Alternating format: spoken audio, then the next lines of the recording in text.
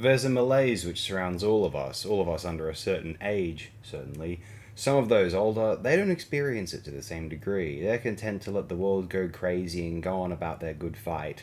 They're used to the world being crazy. They're happy to be solitary badgers, making a small pocket of goodness and generosity for those who happen to pass their homes. Those of us younger, we don't know what kind of world we will grow into. We don't know if we will even have a modest home or job to constantly return back to.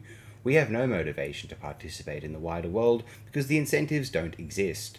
Wages are not appealing for everyday jobs, degrees cost too much money to ensure that the payoff will be worth it, the cost of living is extravagant in places where one can find jobs, and jobs might be disintegrating gradually anyway, replaced by more machines, computer programs, or a general desire to pay as little people as possible. We don't feel a sense of obligation or duty, and why should we?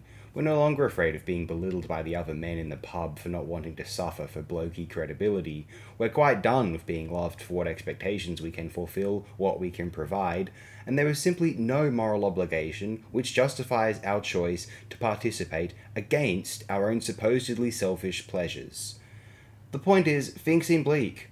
They might not be. Would love to be wrong, but they certainly seem bleak. So when a film like Kurosawa's Dreams emerges in one's life, wherever it is for the first time or via some recollection or reconsideration of it, in our case via an amateur retrospective, it can engineer as much yearning melancholy as it does infused positivity or empowering potential.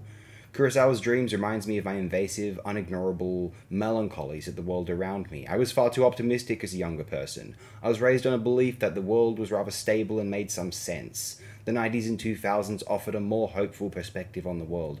I had imagined watching Dreams forevermore with the same excitement that I felt when I was watching it, not for the first time, not for the first time, but at age 19, rewatching it with some friends very late at night. But even then, at that time, there was something noticeably missing.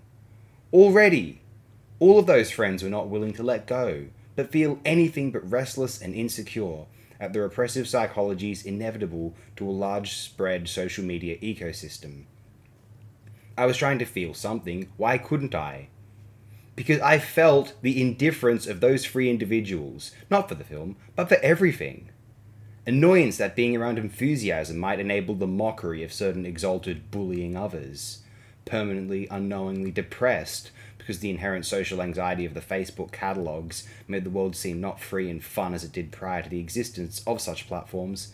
No one was willing to let go and have a good time. Everyone was always irritated at where they could be, higher up in the quantified social hierarchy, which is at the back of everyone's mind in the social media epoch.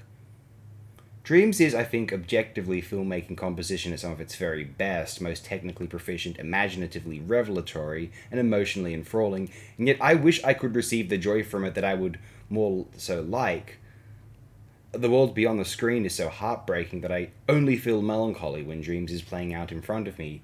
That a film or anything inspires such powerful emotions is a true testament to its powers, and when confronts their bleak feelings, you can only feel so defeated before you rise up again, realize there is some hope.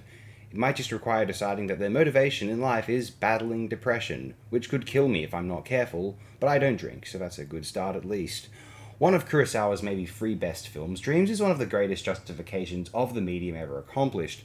Those who may dismiss cinema when compared with painting, literature, theatre, television, or even the animated medium in a purer form, anime or cartoons generally, live-action photography being animation in one form, remember, just do stop already, or just watch Dreams. I assume they haven't.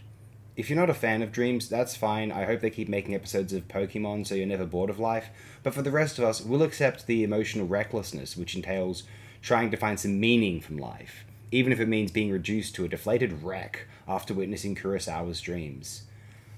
One's want of beauty and powerful feelings is very stinging when confronted with the visions of this feature, not because they cannot admire such beauty, but because it is so absent in the external world, beyond the screen, that it induces a pain, a longing, a risky purpose in and of itself.